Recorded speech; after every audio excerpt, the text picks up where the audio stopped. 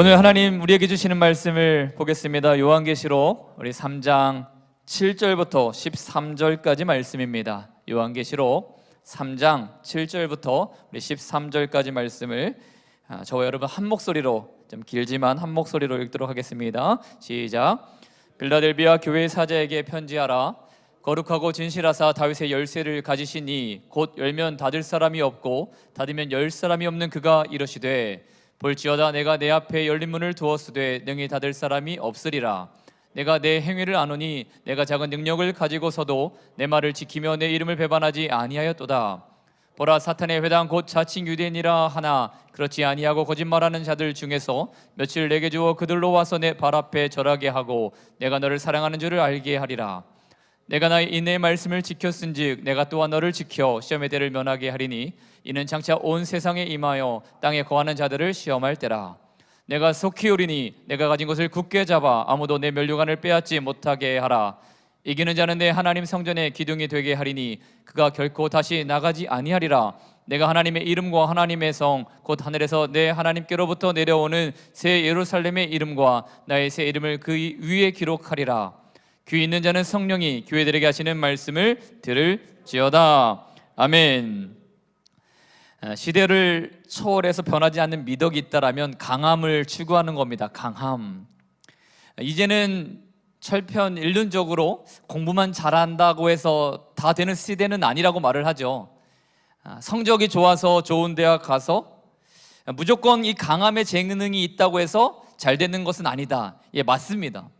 그럼에도 불구하고 여전히 우리는 학벌이나 재력이나 또 외모와 같은 이 강함을 통해서 이 세상에서 아무래도 성공할 수밖에 없고 또 부러움의 대상을 또 삼기도 합니다. 반면에 약함은 감추고 싶은 것이고 또 개발해야 되는 것이고 또 부끄러운 것이 되기도 하죠. 오늘 임마누엘 찬양대가 이렇게 하나님 앞에 이렇게 찬양을 했는데 제 설교와 이렇게 일맥상통하는 내용인 것 같아서 하나님 앞에 좀 감사를 했습니다. 오늘 찬양의 고백처럼 우리의 강함이 언제 드러나는가, 하나님 보실 때의 믿음의 사람의 온전함은 어떻게 드러나는가, 약한 데서 온전하여 짐이라 라고 찬양을 고백했고 사도 바울이 그렇게 증언하였습니다. 그런데 우리 믿음의 성도도 실은 약함보다는 강함을 추구하게 되어 있다라는 거죠. 신앙의 덕목은 내 약함을 통해서, 아니 나의 겸손함을 통하여 하나님이 드러나시는 것, 이게 미덕인데 언제부터인가 우리도 내가 이와 같은 삶의 성공을 통하여서 이와 같은 또 어떤 물질적인 번영을 통하여서 내가 가진 이 많은 것으로 하나님 앞에 영광 올려드리겠다를 목표로 살아가는 성도님들의 삶이 많은 것 같아요. 그러니까 강해야 하나님께도 우리가 많은 영광을 올려드릴 수 있다라고 생각을 하게 되는 거죠. 성경에서 이 강함을 추구했던 인물을 한 명 꼽으라고 하면 사울 왕이 있습니다. 이제 아이러니한 것은 원래 사울 왕은 시작부터 강함을 추구했던 사람은 아니라는 거죠. 원래 사울 왕은 겸손했습니다.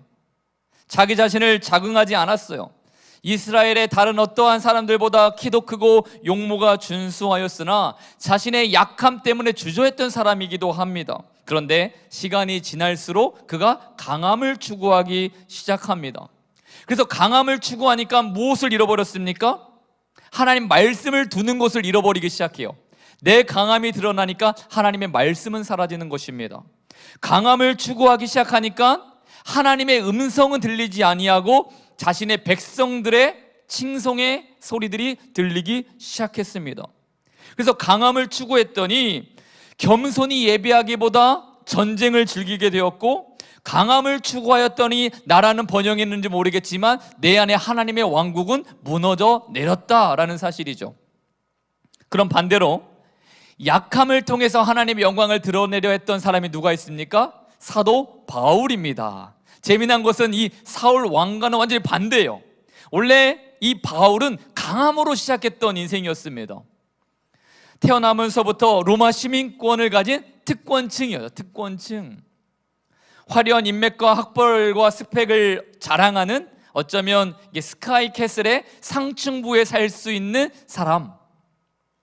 더군다나 젊은 나이에 정치권에서도 주목하여 보는 어떤 라이징 젊은 스타? 이 사울의 모습은 이렇게 강함으로 시작하였습니다. 그런데 그가 예수 그리스도를 만나고 그가 하나님 앞에 자복하는 심령으로 바뀌면서 이런 고백을 하게 되는 겁니다. 고린도후서 12장 7절 말씀입니다. 여러 계시를 받은 것이 지극히 크므로 너무 자만하지 않게 하시려고 내 육체의 가시 곧 사단의 사자를 주셨으니 이는 나를 쳐서 너무 자만하지 않게 하려 하심이라 라고 고백합니다. 가시라고 여기 표현되어 있는 것을 보면 날카로운 창이나 단단한 말뚝 같은 것이 그의 몸에 뭔가 박혔다라는 표현이죠. 그래서 사도 바울은 내 몸에 있는 이 사단의 가시, 이것을 하나님 앞에 어떻게 기도했습니까? 치유해달라고, 풀어달라고, 이 약함이 사라지게 해달라고 사도 바울이 몇 번이나 기도했는데, 그때에 우리 하나님께서 사도 바울에게 해주셨던 답변이 있었습니다. 그것이 고린도후서 12장 우리 9절에 이 상반절에 있었던 말씀이에요. 그러므로 도리어 크게 기뻐함으로 나의 여러 약한 것들에 대하여 내가 자랑하리니.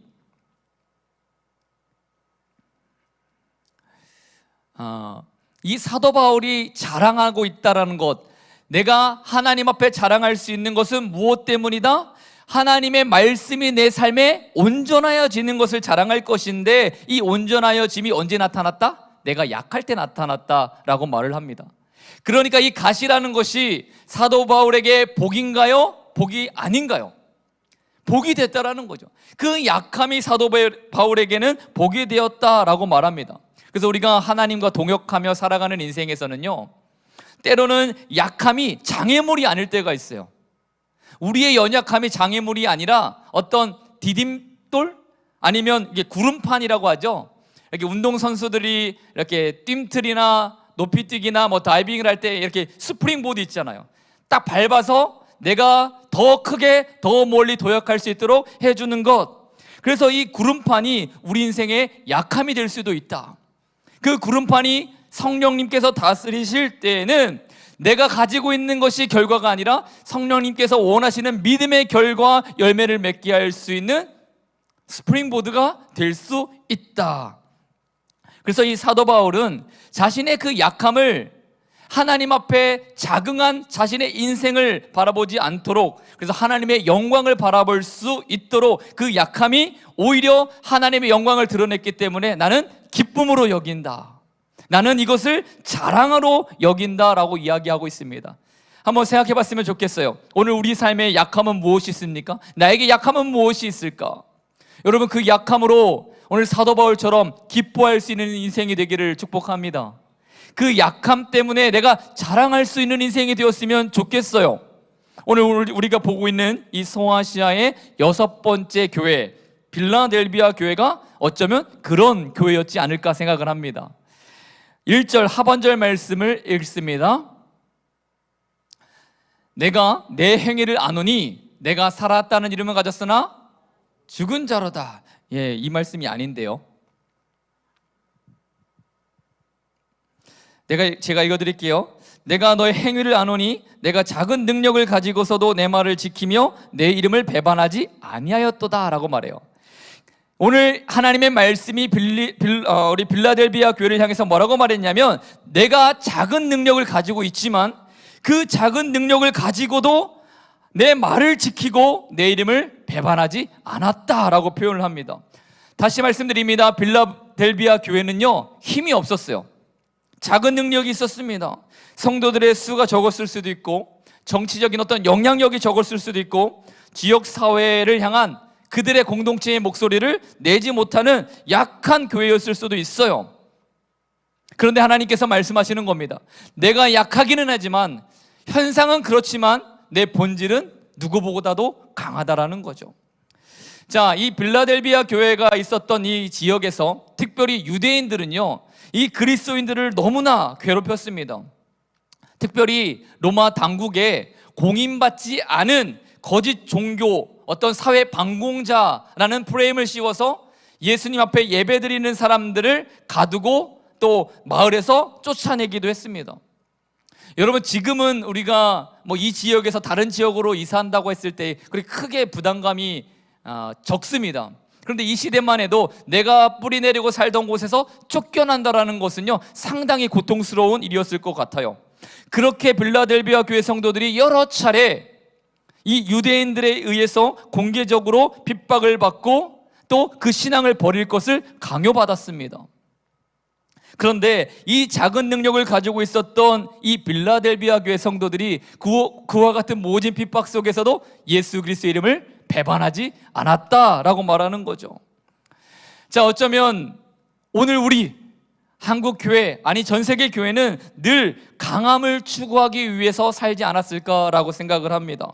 마치 사도 바울처럼 그 강함으로 시작하여서 또 사울 왕의 그 강함 때문에 밀어나게 된 것을 쫓는 그런 모습이 한국 교회와 우리 삶에도 있지 않았을까? 오늘 말씀을 통해서 그러면 우리는 어떠한 신앙의 모습을 쫓는 것이 현명할 것인가? 세상의 시선으로는 미약하기 짝이 없는 이 연약함을 가지고 어떻게 주님의 말씀을 붙드는 인생, 그 원동력, 힘을 얻는 믿음의 사람이 될 수 있을까? 우리 세 가지를 통해서 하나님 말씀의 은혜를 나눠보고자 합니다. 첫 번째는 하나님 나라에 대한 확신을 가지라는 겁니다. 함께 첫 번째 대제를 읽습니다. 시작. 하나님 나라에 대한 확신. 오늘 7절 말씀을 보겠습니다. 함께 읽습니다. 시작. 빌라델비아 교회 사자에게 편지하라. 거룩하고 진실하사 다윗의 열쇠를 가지시니 곧 열면 닫을 사람이 없고 닫으면 열 사람이 없는 그가 이르시되. 오늘 이 빌라델비아 교회 성도들을 향해서 주님 말씀하셨습니다. 나는 다윗의 열쇠를 가지고 있다라고 표현을 하고 있습니다. 지금은 여러분 열쇠를 몇 개씩 가지고 계시죠? 스페어 키로. 그런데 고대 사회만 해도 열쇠는 단 하나입니다. 그 자물쇠를 열 수 있는 열쇠는 단 하나만 가지고 있는데 오늘 주님께서 뭐라고 말씀하셨냐면 다윗의 열쇠, 자, 비유로 표현된 겁니다. 하나님 나라에 들어가는 그 문을 열 수 있고 닫을 수 있느니 그 권세자는 누구밖에 없다? 나 예수 그리스도밖에 없다라고 이 빌라델비아 교회 성도들에게 이야기를 하는 거예요. 여러분, 이런 말씀이 지금 여러분들에게도 선포되었습니다. 나는 다윗의 열쇠를 가졌어 라고 말할 때 여러분 마음에 감동이 오나요? 잘 안 오지 않나요? 진하게 온다면 아마 여러분들 성경에 꽤 통달한 분일 거예요. 그런데 이렇게 단순하게 나는 다윗의 열쇠를 가졌다라고 말하는 이 말씀만 갖고도 마음이 막 찡해서 눈물이 날 것 같은 그런 상황으로 우리는 오지 않아요. 왜 그러냐면 우리는 빌라델비아 교회 성도들이 겪고 있는 그 어려움을 동일하게 경험하고 있지 않기 때문에 그렇습니다. 자, 배경은 이렇습니다. 당시에 역사적 배경을 좀 살펴보면 이 빌라델비아라는 지역의 유대교는 실제로 여러 가지 정치적 수완과 로비를 통해서 로마 당국으로부터 인정받았던 종교예요. 그러니까 유대교는 인정을 해주고 있었습니다. 여러 가지 편의를 봐주고 있었어요. 그래서 이교도들에게 드려야 하는 제의, 그러니까 우상 숭배를 하는 그 문제를 어느 정도 그들이 거부하거나 참여하지 않아도 눈 감아주고 있었습니다. 그런데 이 실은 로마 사람들은 유대교랑 기독교를 구분하지 못했어요. 뭐 그게 그 종교잖아요. 그래서 당시에 빌라델비아 교회 성도들이 예배를 드리는데 어디서 예배를 드렸냐면 지역마다 있는 회당에서 예배를 드렸습니다. 그 회당에서 예배를 드리면 로마 입장에서는 그냥 유대교구나, 그래서 핍박의 대상으로 삼지 못하고 있었어요.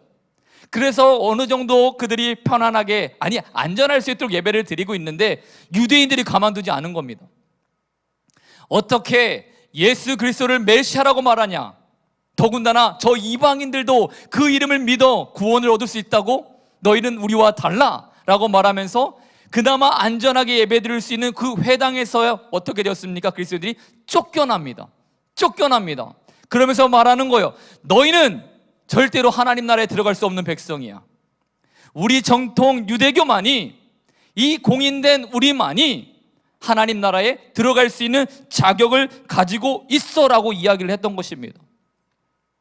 그때에 그와 같은 핍박 속에 출교를 당했어요. 회당에서 출교를 당했습니다. 그래서 가정에서 예배를 통해 모이기도 하고 아마 지역 여러 군데에서 예배를 드렸을 텐데 그때마다 저들은 아마 숨죽여서 목숨을 담보하고 예배를 드리고 있었을 겁니다. 얼마나 비참해요. 얼마나 억울하기도 하고. 그런데 그 억울함과 비통함을 겪고 있는 그리스도인들에게 오늘 주님이 뭐라고 말씀하셨다고요? 내가 다윗의 열쇠를 가졌다라고 말하면서, 즉 하나님 나라에 들어가는 문의 키는 유대인이 아니라, 너희들을 쫓아냈던 그 사단의 회당이 아니라, 로마 당국의 권력자들이 아니라 내가 쥐고 있어. 근데 내가 너희를 사랑해라고 말하는 겁니다. 내 이름으로 하나님 나라의 문을 열고 너희들을 하나님의 자녀로 받아들일 수 있다. 그런데 저들은 아니야. 실상 세상에서는 너희가 쫓겨났는지 모르겠지만 그 하나님 나라에서 쫓겨날 자들은 저들이고, 내가 너희를 품어 나의 자녀로 삼을 수 있어 라고 말하고 있는 것이죠. 그러니까 오늘 이 빌라델비아 교회 성도들이 나는 다윗의 열쇠를 가지니다 라고 말할 때에 그들의 마음에 어떠한 감동이 왔을까요? 진짜 감동이 왔겠죠. 진짜 감동. 두려워 말라는 겁니다. 너희에게 문을 열어줄 일은 나밖에 없는데, 내가 문을 열면 누구도 다시 닫을 수 없다. 내가 문을 닫으면 누구도 강제로 열 수 없다. 내가 그러나 너희에게는, 너희가 기도하고 너희가 주 예수 그리스도를 믿는 그 믿음으로 나올 때는 내가 열어주고, 그 열린 문을 절대로 너에게 닫지 않아주겠다라고 말을 하였으니, 오늘 이 빌라델비아 교회 성도들이 그 마음에 얼마나 큰 위로가 되었을까요? 세상은 말했습니다. 예수 믿는 자들에게 너희는 거짓된 종교, 너희는 세상을 혼란스럽게 만드는 도당, 세상에서 전혀 필요가 없는 존재라고 말했지만 주님께서는 아니다, 그들의 말을 기울이지 말아도 된다라고 이 말씀을 하고 있는 거죠. 사랑하는 성도 여러분, 우리가 살고 있는 이 세상은요, 이렇게 불신앙적 요소가 가득한 곳입니다.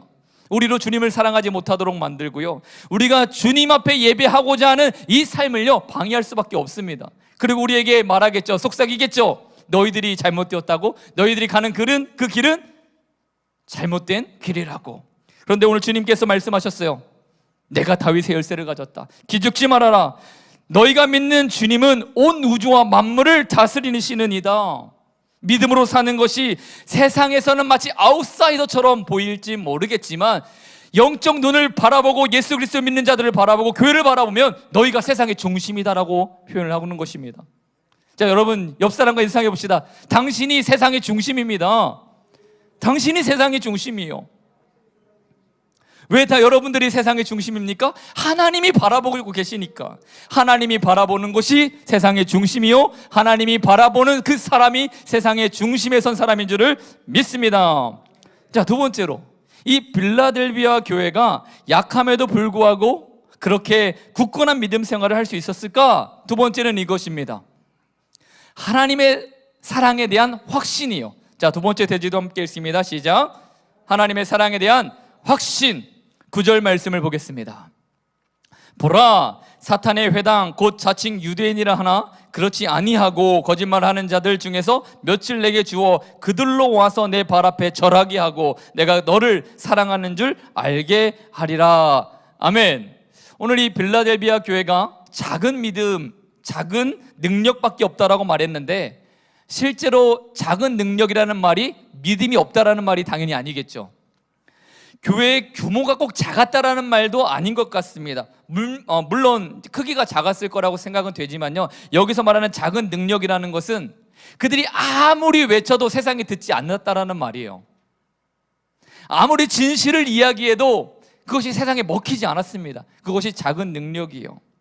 또 그럴 수밖에 없었던 것이, 실제적으로 빌라델비아 교회 성도들은 아무런 경제적인 어떤 힘을 가지지 못한 하층민이었을 겁니다. 그 하층민에 속한 대부분의 사람들이 교회 내에서 세상을 향하여 아무리 떠들어도 세상이 듣지 않는다라는 거죠. 더군다나 동족인 유대인들은 본인들보다 조금 더 가지고 있는 힘으로 이 그리스도인들을 핍박했습니다. 마치 자기들이 하나님의 대리자인 것처럼, 정의의 사도인 것처럼, 그러면서 예수 그리스도를 믿는 사람들을, 성도들을 너는 이단이야, 교회를 조롱하고 핍박했죠. 그렇게 자신들의 그 의기양양한 그 힘을 가지고 있다고 자랑하는 유대인들을 향해서 예수님이 이렇게 말씀하셨어요. 너희는 사단의 회당이다, 사단의 소굴이다, 이렇게 거칠게 주님 표현하셨습니다. 예를 들어서 우리 자녀들이 학교에서 억울하게 친구들로부터 놀림을 당하고 돌아왔을 때, 정말로 자기는 아무 거짓말하지 않았는데 누군가의 누명 때문에 거짓말장애로 막 학교 안에 소문이 나면 자녀의 마음이 얼마나 힘들겠어요. 그때 자녀가 그렇게 힘들고 있을 때 딱 엄마가 가서 학교에서 한 번에 그 문제를 해결했다라고 한번 생각해 보세요. 거짓말하는 사람이 누구였는지를 진범을 찾아내서 네 아이의 억울함을 들춰내주고 모든 친구들에게 이 아이가 그렇지 않다라는 것을 딱 드러냈을 때에 그 아이가 얼마나 그 아빠 엄마에 대한 어떤 행복감, 자랑스러움이 있었겠습니까? 오늘 주님께서 그렇게 말씀하시는 것 같아요. 세상은 다 말해요. 유대인들이 진짜고 너희 그리스도인들이 가짜구나. 이 유대인들은 진짜 하나님의 자녀들이고 너희들은 이달의 소굴이구나라고 말하는데, 하나님께서 말씀하시는 겁니다.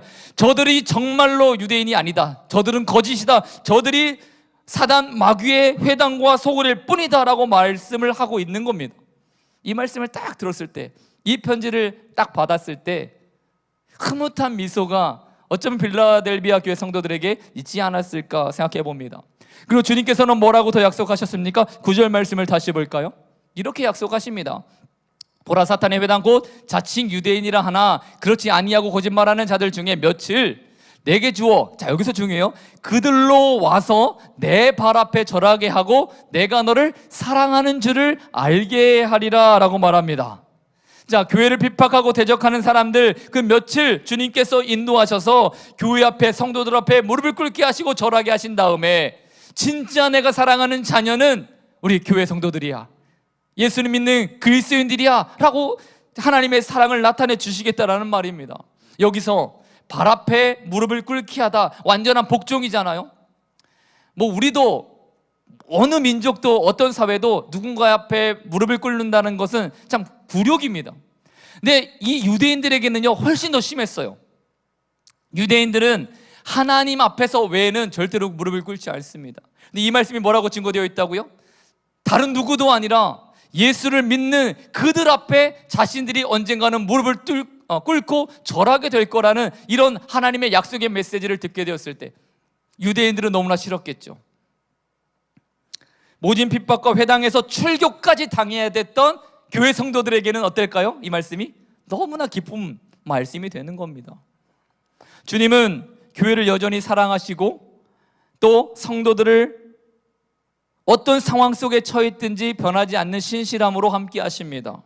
그래서 오늘 이 빌라델비아 교회가 그 하나님에 대한 사랑의 확신이 적어지지 않았기 때문에, 그들의 영향력은 미비했는지 모르겠지만 끝까지 하나님의 말씀을 지키는 귀한 성도가 될 수 있었던 것입니다. 자, 마지막 세 번째, 이 빌라델비아 교회가 약함에도 불구하고 굳건한 믿음을 가질 수 있었던 이유는 마지막 때지.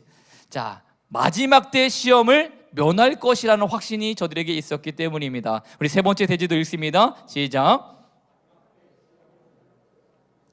아멘. 우리 10절 말씀을 볼까요? 내가 나의 인내의 말씀을 지켰은즉 내가 또한 너를 지켜 시험의 때를 면하게 하리니 이는 장차 온 세상에 임하며 땅에 거하는 자들을 시험할 때라 라고 말씀하십니다. 하나님 나라가 이 땅에 온전하게 임하기 전에 이 세상은 한 사람도 예외 없이 시험의 때를 지나야 됩니다. 그 시험의 때에 약속을 지켰던 믿음의 성도들은 그 환난 때에 하나님께서 지켜주신다라는 겁니다. 보호하신다라는 겁니다. 자, 11절 말씀도 볼까요? 내가 속히 오리니, 주님이 다시 오신다 약속하세요. 내가 가진 것을 굳게 잡아 아무도 내 멸류관을 빼앗지 못하게 하라. 자, 이 말씀 놔둬보세요. 주님 말씀하셨습니다. 내가 다시 올 것이다. 그때에는요 예수 그리스도가 구원자가 아니라 심판주로 오실 겁니다. 예수 그리스도의 그 믿음의 복음을 듣고도 회개하지 못하고 돌아오지 못한 자들은 심판대 앞에 지옥에 갈 것이고요, 예수님의 말씀을 끝까지 지켜서 예수 그리스도의 그 주님 오심을 기다렸던 성도들에게는 구원의 날이 될 것입니다. 그런데 뭐라고 주님 말씀하셨죠? 내가 가진 것을 굳게 잡고 있어라. 지금 빌라델비아 교회 성도들은 뭘 가지고 있었습니까? 약함밖에 없었잖아요. 가진 것이 없었잖아요. 그런데도 주님 말씀하셨습니다. 내가 가지고 있는 그 약함을 굳게 잡아라. 오늘 우리가 가지고 있는 것이 무엇입니까? 우리 눈으로 볼 때는 보잘것없는 것일 수도 있겠어요. 세상의 기준으로 바라볼 때는 아무것도 아닌 것처럼 보일지 모르겠습니다. 그런데 주님 말씀하시는 겁니다. 내가 그 가지고 있는 그것을 굳게 잡아라. 주님은 귀하게 여기십니다. 여러분들이 가지고 있는 그 어떤 것일지라도 주님은 가장 복되다 말씀하십니다. 오늘 빌라델비아 교회 성도들이 고난 가운데 있었어요.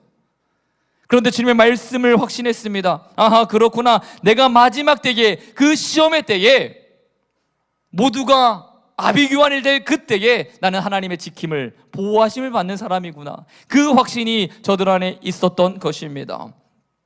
신약학자 제프리 와이머가 쓴 요한계시록의 가면이라는 책이 있는데, 이 책에서 성도들에게 이렇게 질문을 합니다.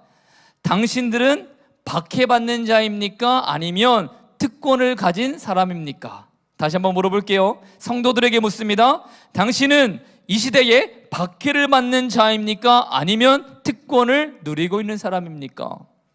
어쩌면 이 시대는요, 특별히 우리는 박해를 받지는 않습니다. 그렇죠? 그렇게 볼 때에 교회를 다닌다는 것은 조금 더 특권을 누리는 입장에 있는 것이 맞는 것 같아요. 더군다나 40년, 50년, 60년대에는 교회를 다니는 것이 오히려 더 많은 이게 좋은 것들을 누릴 수 있는 기회, 또 교회가 제공을 했었던 것 같습니다. 그런데 문제는 이 특권과 박해의 시기가 너무나 빨리 변하고 있다는 거예요. 제가 볼 때 이미 대한민국은 박해의 때가 시작한 것 같습니다. 이제 교회를 다닌다고 특권을 누리던 때가 다 지나버린 것 같아요. 우리 문화가 점점 세속화로 흐르게 되면서 더 이상 세상이 교회를 향해서 호의적이지 않지 않습니까?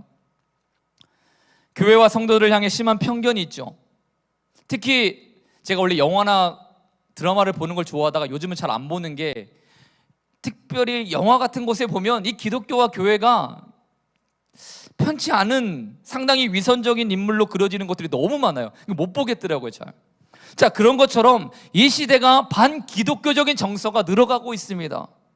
자, 이와 같은 때에 우리가 예수님을 믿는다라고 말하는 것이 더 이상 특권, 특혜가 축복이 아닌 시절로 우리가 지금 접어들고 있습니다. 이제 여러분들에게 질문합니다.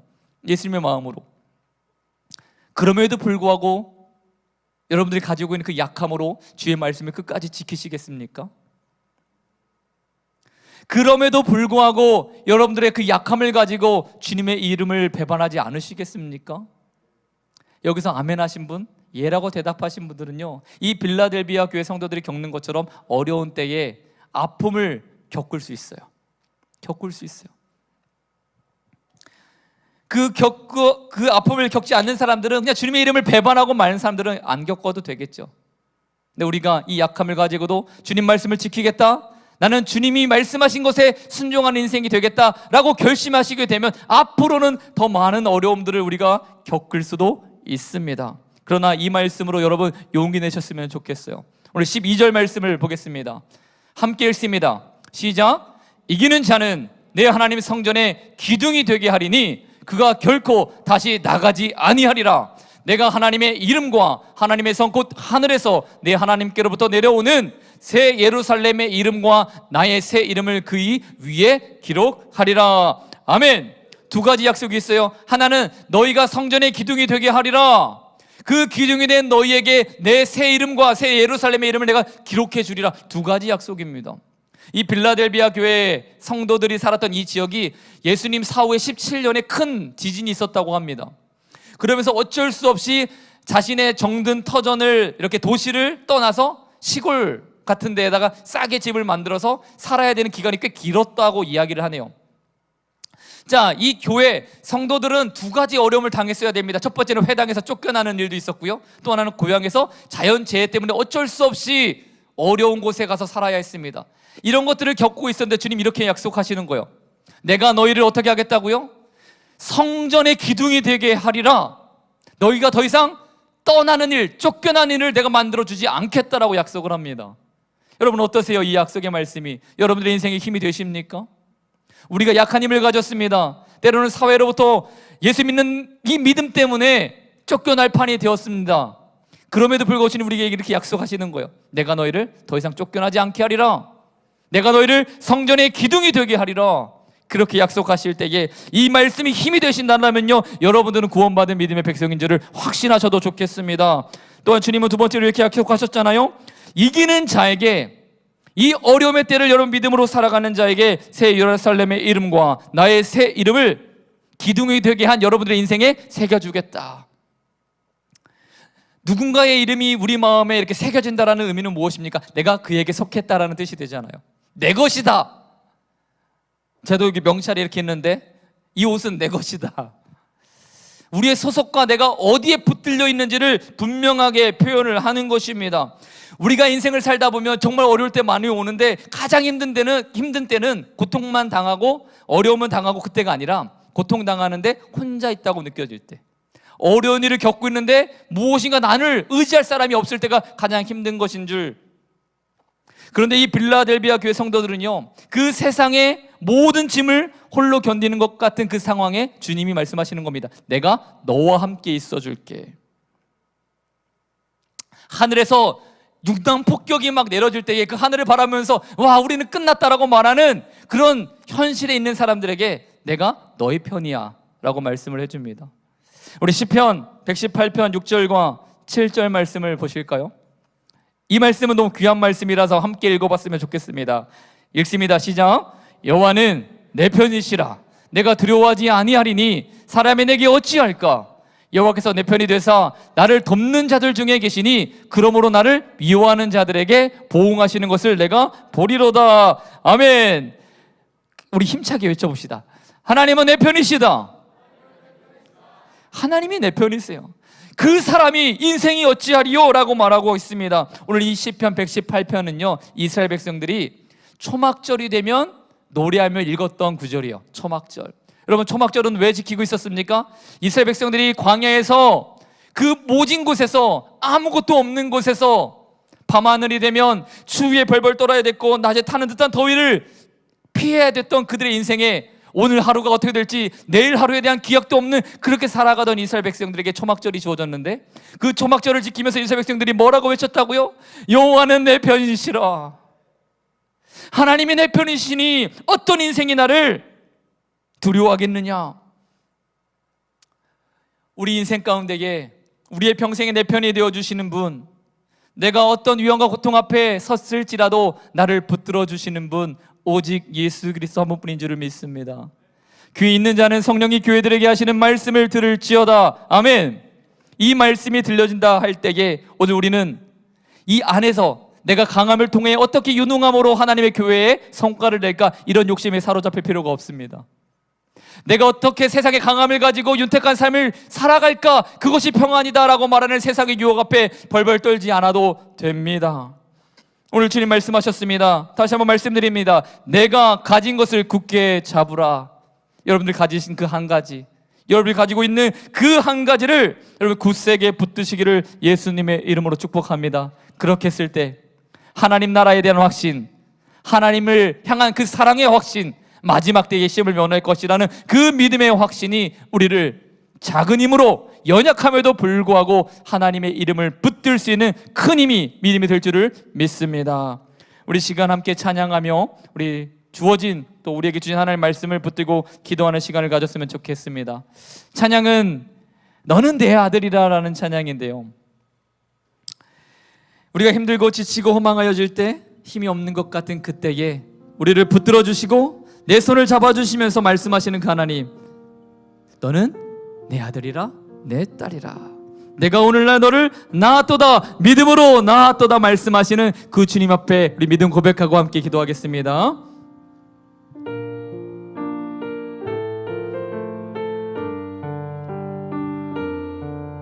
가사를 아시는 분들은 눈을 감고 찬양해도 참 은혜가 될 것 같네요.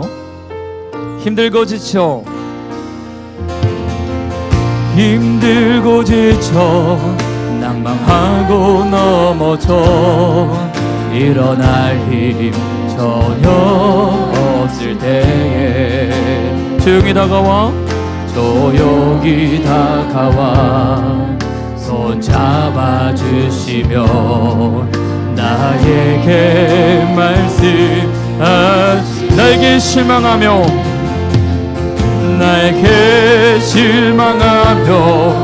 내 자신 연약해 고통 속에 눈물 흘릴 때에 못자국 난 그 손길, 못자국 난 그 손길 눈물 닦아주시며 나에게 말씀 선포해볼까요? 너는 내 아들이라, 너는 내 아들이라,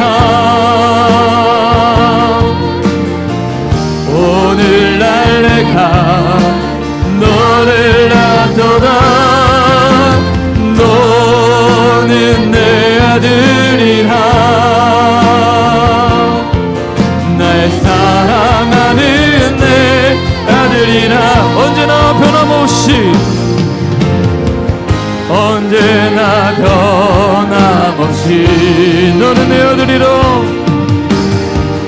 너는 내 아들이라. 십자가 고통, 나의 십자가 고통, 내 산의 큰 고통으로 내가 너를 우리 두 손을 들고 고백해봅시다. 너는 내 아들이라. 너는 내 아들이라. 오늘날 내가 너를 낳도다. 너는 내 아들이라. 날 사랑하는 내 사랑하는 성도 여러분, 삶에 어떤 약함이 있습니까? 어떤 두려움이 있습니까? 어떤 망설임이 있습니까? 어떤 곤란이 있습니까? 주님께서 오늘 말씀하십니다. 너는 내 것이라, 내가 너의 편이라 말씀하셨습니다. 그 하나님 앞에 우리가 인생을 살면서 내 약함으로도 주님의 이름을 배반하지 아니하고 평생의 끝까지 사랑하겠노라 고백하시기를 원합니다. 주님 이름 한번 크게 보시고 말씀 붙들고 기도합니다. 주여, 아버지 하나님, 우리 인생 가운데에 주님을 배반하지 않고 살 수 있는 능력이 하나님 우리에게는 없습니다. 예수 그리스도의 믿음으로 나아가지만 하나님 우리 인생은 하나님 대적과 고통의 때가 면할 수 없는 어려움의 때가 하나님을 누리고 있습니다. 그럼에도 불구하고 우리가 완단에서 나를 보호하시고 우리를 성전의 기둥으로 세워주시고 평생에 우리가 주님의 하나님 이름을 배반하지 않았을 때에 주님께서 우리에게 하실 그 말씀, 착하고 충성된 종아, 내가 적은 일에 충성하였음에 내가 많은 것을 너에게 맡기리니 내 주인의 즐거움에 참여할지니라. 하나님, 우리는 그의 위에 멸류관을 받는 인생이 되기를 원합니다. 하나님, 충만교회 우리 하나님 성도님들과 우리 청년들에게 하나님 마지막 시대를 사랑하는 하나님 믿음의 성도들이 걷는 그 길이 어려울지라도 오늘 빌라델비아 교회 성도들이 겪었던 그 모든 순환 속에서도 저들의 주님 앞에 섰던 것처럼 주의 말씀을 굳게 붙잡았던 것처럼 오늘 우리가 주의 말씀을 굳게 붙들 수 있도록 나의 하나님 성령의 의지, 성령의 충만함을 하나님 부어주시옵소서. 내가 하나님이 이제는 하나님의 백성의 물을 확신하고 살아갈 수 있는 은혜도 하나님 부어주시고 하나님 우리가 말할 수 없는 탄식으로 주님 기도할 때에 내 손 붙들어주시며 내 사랑하는 아들아, 내가 너의 편이다. 감히 누가 너에게 대적할 것인가. 그렇게 그 음성을 들으며 힘써 살아가는 저희들 인생 되게 도와 주시옵소서.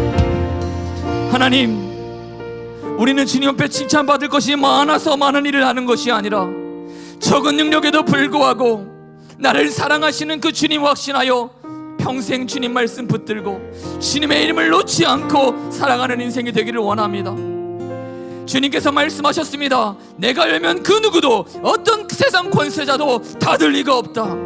그 이름의 비밀을 우리가 간직하는 한 우리는 무너지지 않습니다. 넘어지지 않습니다. 쓰러지지 않습니다. 오늘 말씀을 붙들어 오늘 나의 약함으로 평생토록 주님을 따라가며 즐거워하며 신실한 인생이 되기를 소원하오니 주여 함께하여 주시옵소서.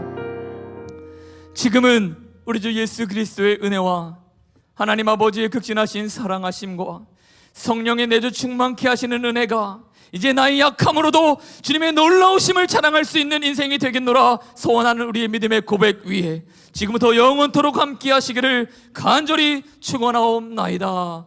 아멘.